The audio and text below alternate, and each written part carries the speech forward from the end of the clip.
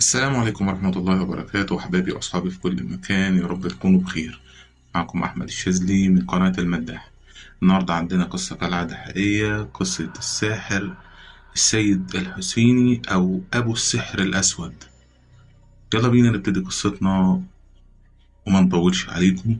وقبل ما ابتدي القصة عايز أفكركم اشتراك في القناة، تفعيل زر الجرس، الدعم بجد. يلا مش هطول عليك، يلا نبتدي قصتنا النهاردة. قصتنا النهاردة هزت المجتمع المصري كله، كانت حديث العالم والصحف. ازاي قدر يضحك عليهم ويعرض تعويذة سحرية على التلفزيون قدام شعب مصر كله؟ ترجع قصتنا النهاردة لعام 1988، لما حدثت ثورة عالمية في أفلام الرعب اللي بتتعرض على السينما، وظهرت العديد من الأفلام في التوقيت ده في مصر. لكن المصريين مهتموش أو ما خدوش الموضوع بجد قوي. عشان كده فكر المخرج ياسين إسماعيل ياسين يضيف شيء من الواقعية على إخراجه للأفلام اللي بيصورها.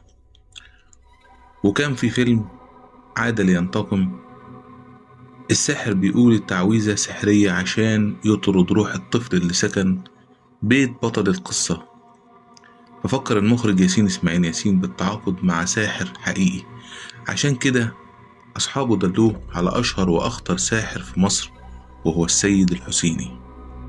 واتعرف عن الساحر السيد الحسيني بأنه كان بيروض الجن ويسخرهم في سحره.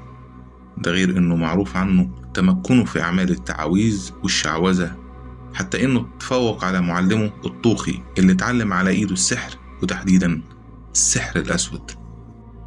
وقتها تم الاتفاق مع الساحر السيد الحسيني عشان يظهر في مشهد تصويري ويقول تعويذة سحرية مش حقيقية. ولكن لسبب غير معروف خلف الساحر الاتفاق وقال تعويذة حقيقية تندرج تحت السحر الاسود، واسمها العزيمة البرهتية. وتعد هذه التعويذة من أخطر التعاويذ، واللي مش بيتقنها إلا عدد قليل من السحرة، وما يقدرش يقولها إلا أمهرهم، لأن ليها طريقة معينة في الإلقاء.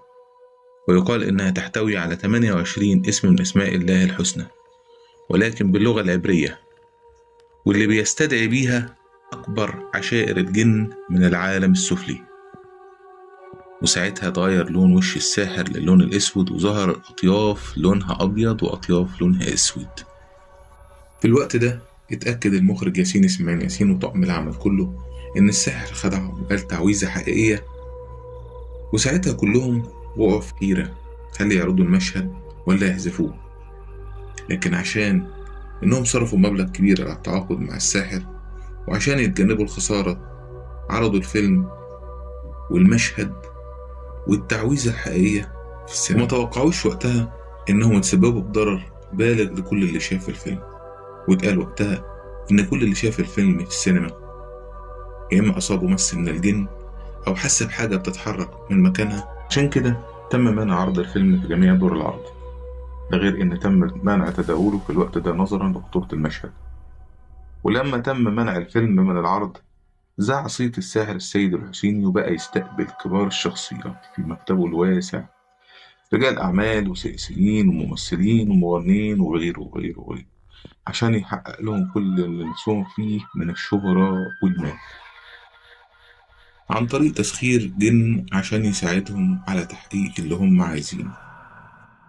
والتعويذة الخطيرة دي اتقال إن مسلمش حد قالها أو اتعلمها. وبالفعل مات الساحر السيد الحسيني مقتول في ظروف غامضة، والسبب مجهول، محدش يعرف عنه حاجة. بالرغم من تشريح جثته في الطب الشرعي، لقوا جوه مكتبه المقفول من جوه، لقوه ميت عليه علامات الفزع والخوف الشديدة، وعينيه وكأنها تخرج من مكانها، وجسمه متخشب ولون وشه أزرق شاحب. وقتها ما لقاش الطب الشرعي أي دليل على إنه مات مسموم أو حتى مقتول، إنما اتصنفت على إنها حالة موت غريبة في ظروف غامضة.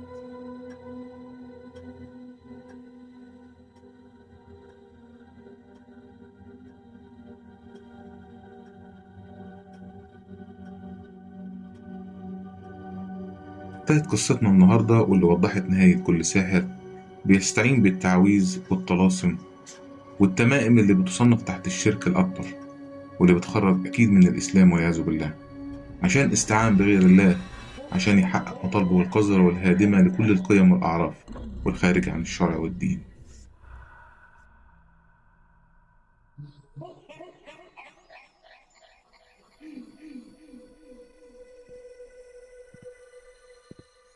وبهنا أحبابي وأصحابي في كل مكان نكون وصلنا لنهاية قصتنا النهاردة. أتمنى أنها تكون عجبتكم، وأتمنى أن تكونوا خدتوا منها العظة والعبرة لنهاية أي ساحر أو أي حد بيمشي في الطريق ده. صدقوني الطريق ده نهايته وحشة جدا، وأكيد نهاية بطل قصتنا النهاردة أكبر دليل على كلامي. أتمنى منكم كالعادة الدعم بالاشتراك في القناة، تفعيل زر الجرس ليصلكم كل جديد، وإنكم تحطوا اللايك المتين لأخوكم أحمد الشاذلي اللي بيسعى جاهدا بجد عشان ينول رضاكم. وبجد أنا بتعب بجد في القناة دي قوي عشان أعلى بيها، وعمري ما هعلى بيها إلا بيكم بعد إرادة ربنا سبحانه وتعالى. ساعدوني إن أنا أرفع القناة دي بجد وتبقى قناة مصنفة، عشان أنا بجد نفسي أرفع من القناة دي، لأن أنا فعلا